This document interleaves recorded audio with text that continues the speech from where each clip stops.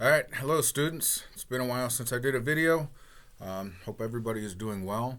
I've been really enjoying all of the work that you've been doing for the last week, and I wanted to give you a heads up on where we're heading with this, because right now you guys are just creating lists, but we're actually going to do something with those lists. So as you're doing this, keep in mind there's going to be a couple different options when we get done. So you're going to have a real creative option, you have a semi-creative option, and then we'll just do a basic option if you're not creative at all, because I know that each one of you are a little bit different. So as you know, for the last week, we have been investigating what I like to call the villains of Europe.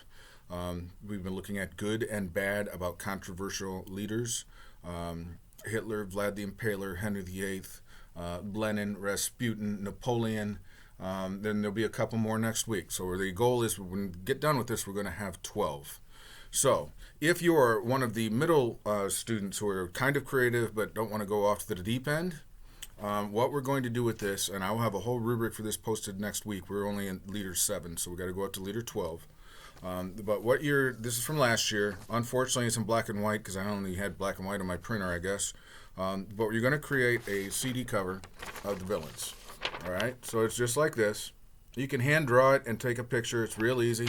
But I just wanted to give you this heads up so you could say while you were doing, top 5 positive, top 5 bad, think about these leaders. Because what I'm going to ask you to do is for each of the leaders, I want you to go back and look at your top 5 positives and top 5 negatives. You make your own personal decision. If you think Vlad the Impaler was an amazing leader because he was able to save his country and stop the Ottomans, you can go that way. If you think Vlad the Impaler was a terrible leader because he impaled so many people, drank blood and on bread and all of that different stuff, you can go that way with it. But take a look at your top 5 and bottom 5, and then figure out, I'm going to ask you to do, you don't have to write a song, although that is one of the options. You just have to come up with a song title, all right, to go along with that leader. All right, so for example, this is a student from last year. I will not use her name, but I was able to get to this from my thing. I have lots of examples in the classroom, but I'm not able to go there right now. Love and suicide. All right, now some of you figured out when you looked at Hitler that every one of Hitler's relationships with women ended up in a suicide, 3 altogether. So this person said, the song's called Love and Suicide, and then the explanation was all Hitler's romantic interests committed suicide. Then we got Give Me a Son by Henry VIII. Henry VIII wanted a son from his wives, and that was a huge issue for him, and that type of stuff. Perfect World. So Adolf Hitler wanted a perfect society with blonde hair and blue eyes. Very easy to do. The only bad thing about this is make sure you don't go too controversial. It's still school, so keep your songs in there. And then I have other students, actually, I had it all pulled up, but the screen is there. I have other students that actually come up with real songs. Like somebody had Metallica's Seek and Destroy, and they put that in there. I think that was for Vlad the Impaler, or it might have been for Napoleon, somebody that's always fighting. It probably was Napoleon. So Seek and Destroy, Napoleon only, his way of dealing with other countries was by attacking. So that's one option that you're going to have. I will have the whole rubric for you next week. It should be a lot of fun for you. The other option that I'm going to put out there, because I know I have some really creative students in there, is that you can write a song about one of them. Now, what does that mean? Well, I have a couple students said, hey, Dr. Harms, we're always looking forward to having you play for us in class, and you never did.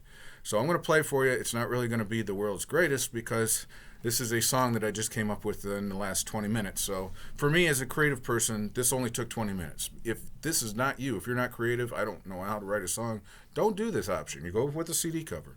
And there'll be a third option as well. But what I did is I took the story, and I just graded a whole bunch of Henry VIII, so I went through all of the stuff that you guys found out about it, and I wrote a song.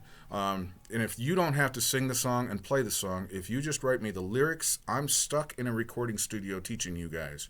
So I would love to utilize some of the musical instruments around here. So what I've always said to my students is, if you write the song lyrics and you give them in there, I will record you. Now, I'm not going to do rap. I'm terrible at rap. It's probably going to be an acoustic guitar and singing. But if you turn something in, I will send you a copy of what it is. So that way you've got, hey, I helped write a song. So this is an example. I called this The Tears of Anne Boleyn. So when you saw in the directions with Henry VIII, I'm always fascinated with the story of Anne Boleyn. So here is a song about Henry VIII. Not a great song, just a song that I threw together in about 20 minutes. He was a king, but not his first. He was a clergyman. And then his brother took a turn for the worst. So he married his brother's wife, 'cause she know how to rule. But then he fell in love with Anne, and he didn't know what to do. He asked the Pope for an annulment, but he said no. So he thought to himself, I don't need the Pope, no.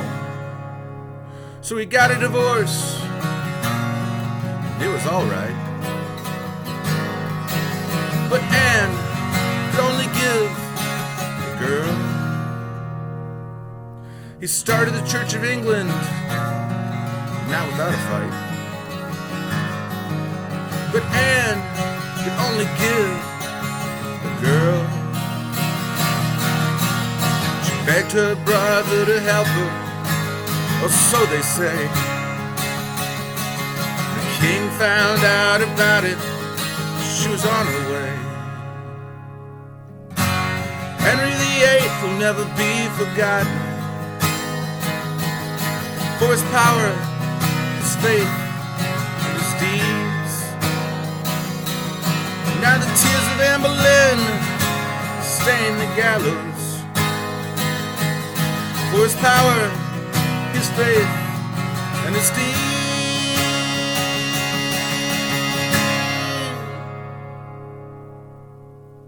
Short little song about Anne Boleyn, Henry VIII, so you guys can definitely see with your stories that you guys did the research on how I worked that into the song.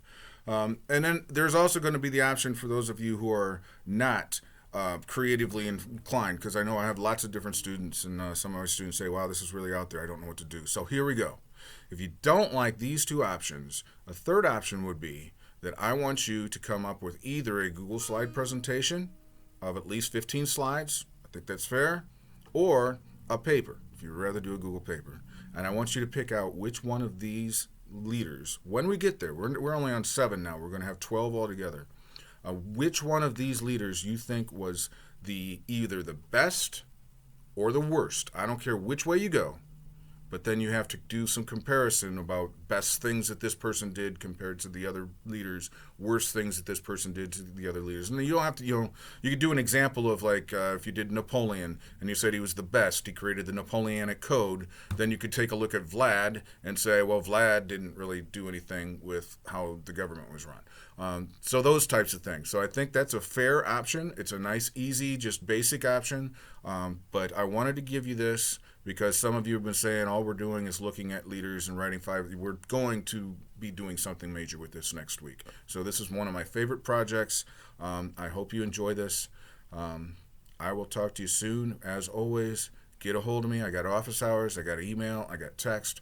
Just get a hold of me. We'll get through this. See you guys soon.